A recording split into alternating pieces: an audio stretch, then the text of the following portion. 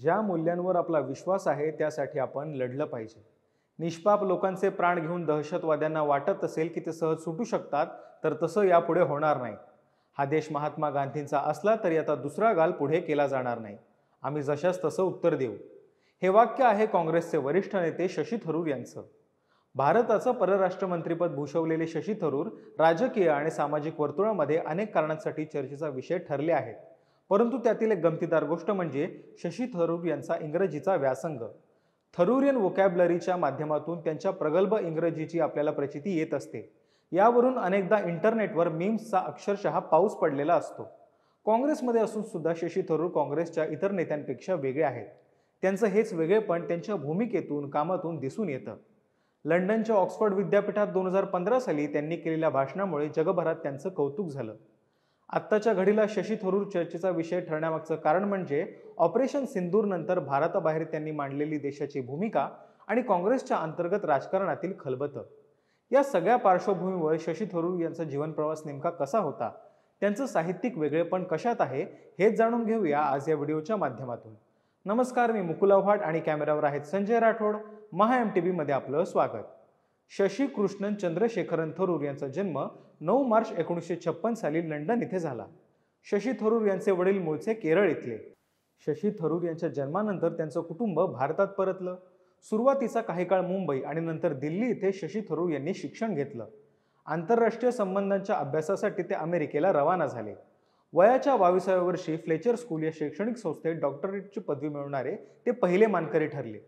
यानंतर 1978 पासून संयुक्त राष्ट्रामध्ये त्यांनी कामाला सुरुवात केली. निर्वासितांसाठी असलेल्या संयुक्त राष्ट्रांच्या उच्चायुक्तालयात त्यांनी काम केलं. यानंतर पुढची 3 दशकं संयुक्त राष्ट्रांमध्येच वेगवेगळ्या पदावर थरूर यांनी काम केलं.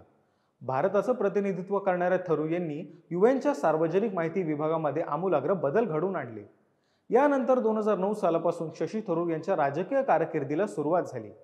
केरळमधल्या तिरुवनंतपुरम इथून त्यांनी निवडणूक लढवली आणि ते विजयी झाले. पंतप्रधान मनमोहन सिंग यांच्या मंत्रिमंडळात परराष्ट्र मंत्री पदाचा पदभार त्यांनी स्वीकारला. आपल्या कारकिर्दीमध्ये त्यांनी समाज माध्यमांचा उत्कृष्ट वापर करत जनसंपर्क वाढवला. परंतु त्यांच्या या कार्यकाळावर भ्रष्टाचाराच्या आरोपांची सावली पडली आणि त्यांनी 2010च्या एप्रिल महिन्यात राजीनामा दिला. भ्रष्टाचाराच्या आरोपांमधून त्यांची निर्दोष सुटका झाल्यानंतर संसदेतल्या वेगवेगळ्या समित्यांवर ते कार्यरत होते. आता आपण राजकारणाव्यतिरिक्त असलेल्या त्यांच्या कारकिर्दीचा आढावा घेऊया. 28 मे 2015 रोजी ब्रिटनच्या ऑक्सफर्ड विद्यापीठात वादसभेचं आयोजन करण्यात आलं होतं. या सभेमध्ये बोलताना शशी थरूर यांनी इंग्रजांच्या वसाहतवादाचे अक्षरशः वाभाडे काढले. इंग्रजांनी भारतीयांची केलेली लूट, त्या अनुषंगाने शैक्षणिक सामाजिक आघाडीवर भारताची झालेली पिछेहाट या सगळ्यावर त्यांनी भाष्य केलं. भारत आणि भारतीयांच्या शोषणावरच ब्रिटनच्या सत्तेचा डोलारा उभा राहिला याचं त्यांनी सप्रमाण उदाहरण दिलं. 1943 साली बंगालमध्ये पडलेला दुष्काळ हा सुद्धा वसाहतवादी सत्तेमुळेच निर्माण झाला असं मत त्यांनी यावेळेला व्यक्त केलं. त्यांच्या या भाषणाची क्लिप यूट्यूबवर चांगलीच व्हायरल झाली. पंतप्रधान नरेंद्र मोदी यांनी सुद्धा थरूर यांचं या निमित्ताने कौतुक केलं. शशी थरूर यांनी आपल्या लिखाणाच्या माध्यमातून अनेक वेगवेगळे विषय हाताळले आहेत. स्वातंत्र्योत्तर भारताच्या स्थित्यंतराचा प्रवास त्यांनी आपल्या इंडिया मिडनाईट टू मिलेनियम या पुस्तकात चितारला आहे. 21व्या शतकातील भारताची वाटचाल यावर त्यांनी चिंतनशील लेखन केलंय. जागतिकीकरणाच्या वाऱ्यानंतर भारताच्या आंतरराष्ट्रीय धोरणाची पुढची दिशा कशी असेल याची चिकित्सा त्यांनी आपल्या पॅक्स इंडिका या आपल्या ग्रंथामध्ये केली. भारताचा स्वातंत्र्य लढा आणि महाभारत यांच्या संगमातून द ग्रेट इंडियन नॉव्हेल ही कादंबरी जन्माला आली. या व्यतिरिक्त बुकलेस इन बागदाद या त्यांच्या पुस्तकातून त्यांनी त्यांचं वाचन विश्व उलगडलं आहे. शशी थरूर यांचं लेखन पक्षीय राजकारणाच्या पलीकडे भारतीयत्वाचा वेगळा विचार मांडताना आपल्याला दिसून येतं. शशी थरूर आज पुन्हा एकदा चर्चेत आले ते त्यांनी पनामाच्या भारतीय दूतावासात केलेल्या भाषणामुळे. ऑपरेशन सिंदूर नंतर भारताची भूमिका जगाच्या पाठीवर मांडण्यात यावी यासाठी सर्वपक्षीय शिष्टमंडळाची नियुक्ती करण्यात आली. 59 सदस्यांचं हे शिष्टमंडळ 32 देशांमध्ये जाऊन भारताची भूमिका मांडतंय. पनामाच्या भारतीय दूतावासात बोलताना शशी थरूर यांनी भारताची दहशतवादी विरोधातली भूमिका स्पष्ट केली.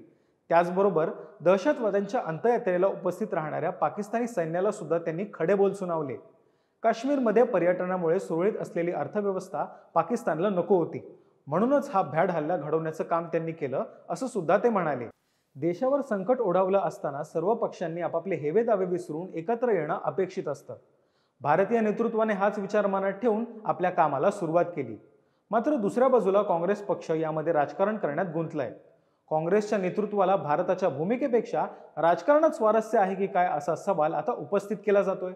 काँग्रेस पक्षातील अनेक नेत्यांनी शशी थरूर यांच्यावर टीका करायला सुरुवात केली. थरूर यांना पक्षातूनच काढून टाकलं जावं असा अतिरेकी विचार काहींनी व्यक्त केला. अशा पद्धतीची भूमिका घेत आपण देश विघटन करू पाहणाऱ्या शक्तींच्या अजेंड्याला खतपाणी घालतोय का असा विचार काँग्रेसने करणं गरजेचं आहे. सर्व पक्षांची मोड बांधत भारताने आपली भूमिका मांडण्याचा निर्णय घेतलाय. याबद्दल तुम्हाला काय वाटतं हे मला कमेंट बॉक्समध्ये नक्की सांगा आणि बातम्यांच्या ताज्या अपडेटसाठी महाएमटीबीच्या यूट्यूब चॅनलला सबस्क्राईब करायला विसरू नका. धन्यवाद.